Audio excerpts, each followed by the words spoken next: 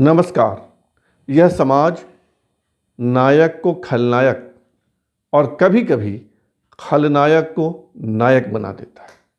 अब देखिए कि कैसे जर्नलिज्म का, पत्रकारिता का एक नायक धीरे धीरे खलनायक के रूप में परिणत हो रहा है। इसमें कुछ गलती तो उस नायक की भी है जो खलनायक बन रहा है, और कुछ सामाजिक मतभेद, राजनीतिक मतभेद का हाथ होता है जो अपने पक्ष के लोगों को उभारते हैं और विपक्ष के लोगों को, विपक्षी मत के लोगों को दबाते हैं, खलनायक बनाते हैं। कहानी यह है कि इन दिनों पत्रकारिता का एक नायक, एक हीरो खलनायक बनने की ओर या उसे खलनायक बना देने की बात हो रही है। कहानी वही, नायक बन रहा है खलनायक।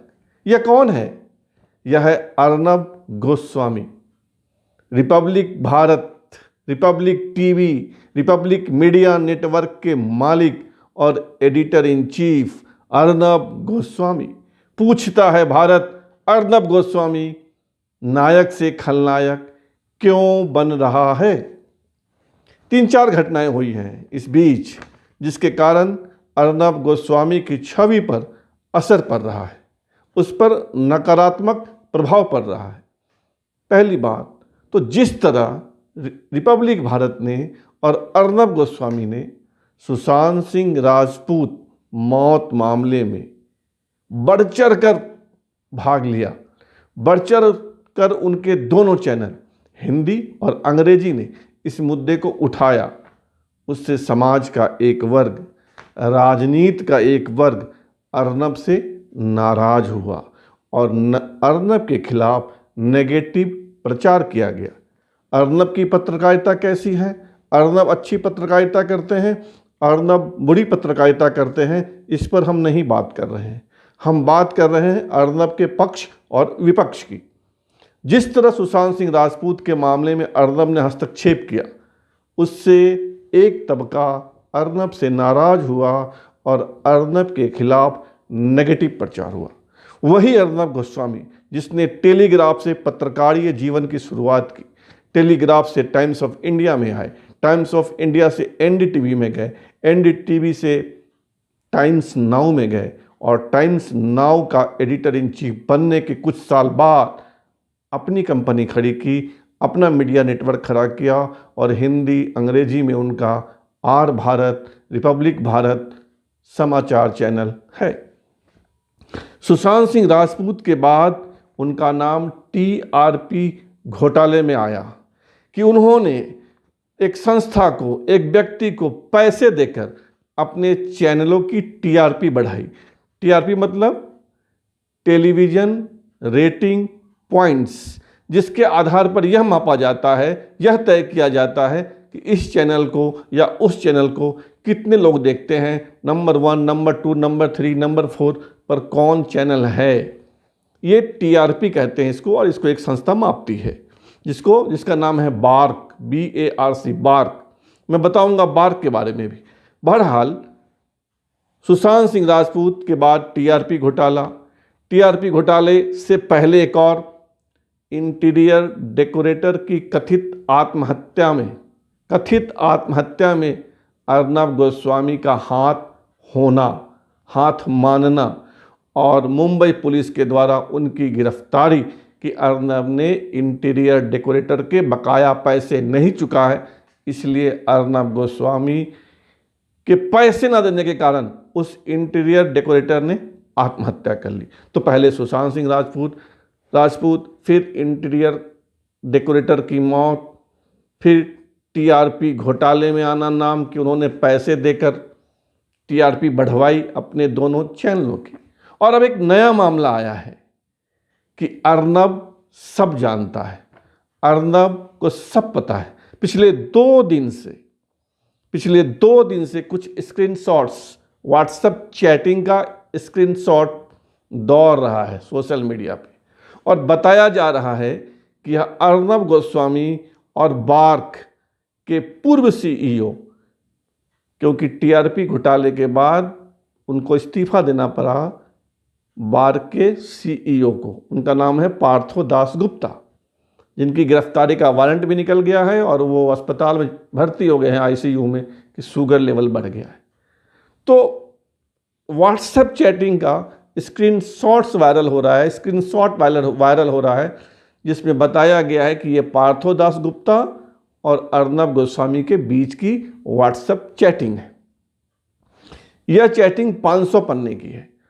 पहले 2 दिन में यह तय नहीं हो पाया कि यह सच है या झूठ है, क्योंकि टेक्नोलॉजी के इस ज़माने में, डिजिटल ज़माने में बहुत कुछ गलत भी आ जाता है, कुछ बनाया हुआ मामला भी आ जाता है।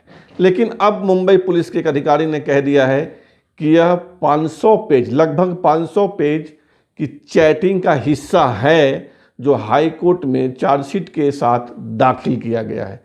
यानी वो व्हाट्सएप चैटिंग सही है अगर मुंबई पुलिस के एक अधिकारी की बात माने तो। अब आइए उस चैटिंग में क्या है जिसको लेकर अर्नब गोस्वामी को खलनायक बनाया जा रहा है।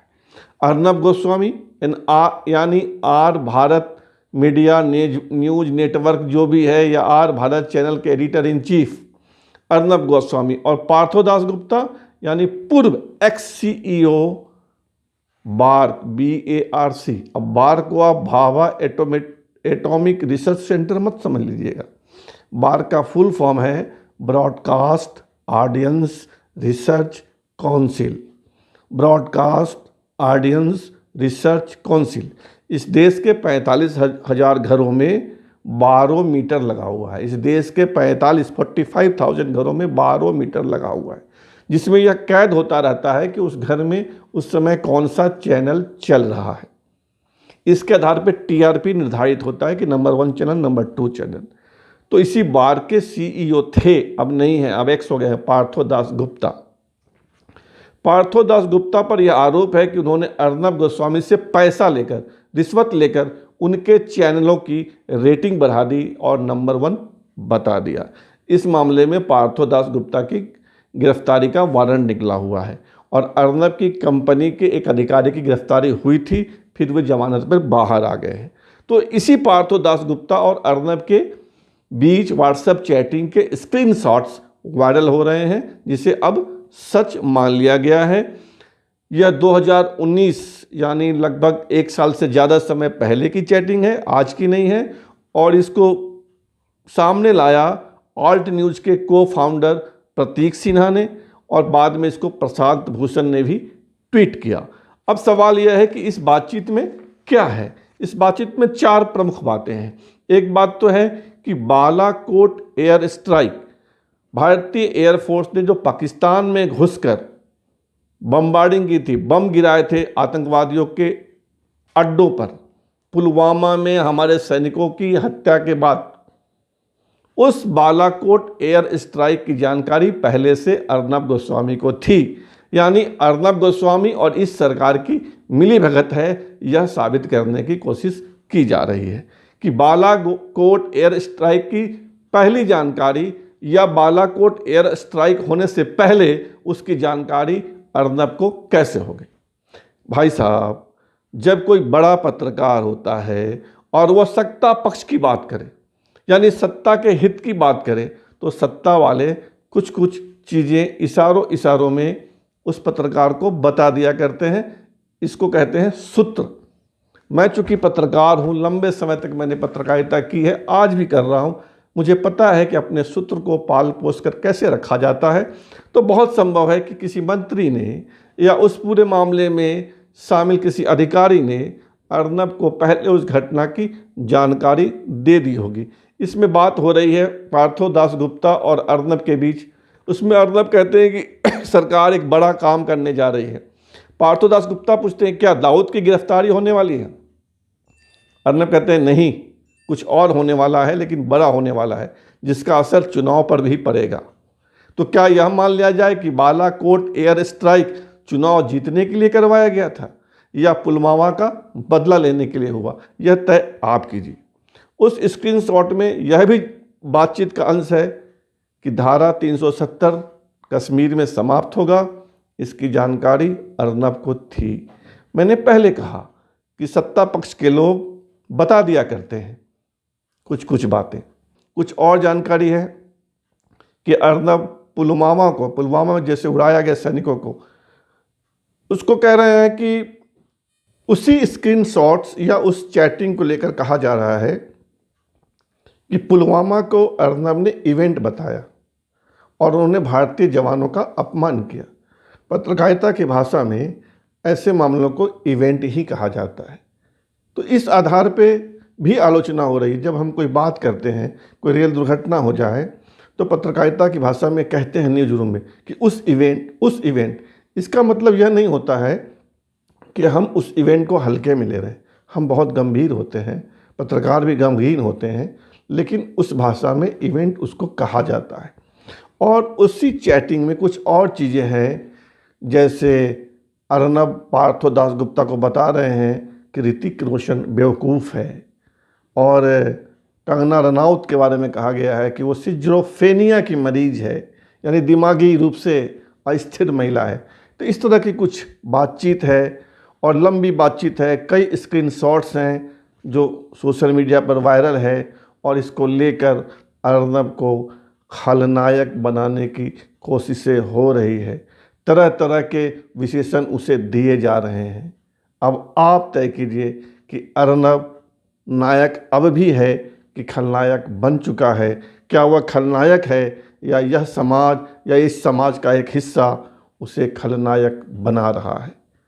मैं यह मानता हूँ 100% की एक बात कि जब कोई पत्रकार बहुत सारे विवादों में फंसता है, बहुत सारे विवादों में उसका नाम आता है, तो धीरे धीरे वह नायक से खलनायक की ओर बढ़ जाता है। और यही स्थिति अर्नब गोस्वामी के साथ है। वे नायक थे पत्रकारिता के, अब धीरे धीरे खलनायक बनते जा रहे हैं या उन्हें बनाया जा रहा है। मानव की बात में आज इतना ही। फिर मिलेंगे नए मुद्दे के साथ। तब तक जय हिंद।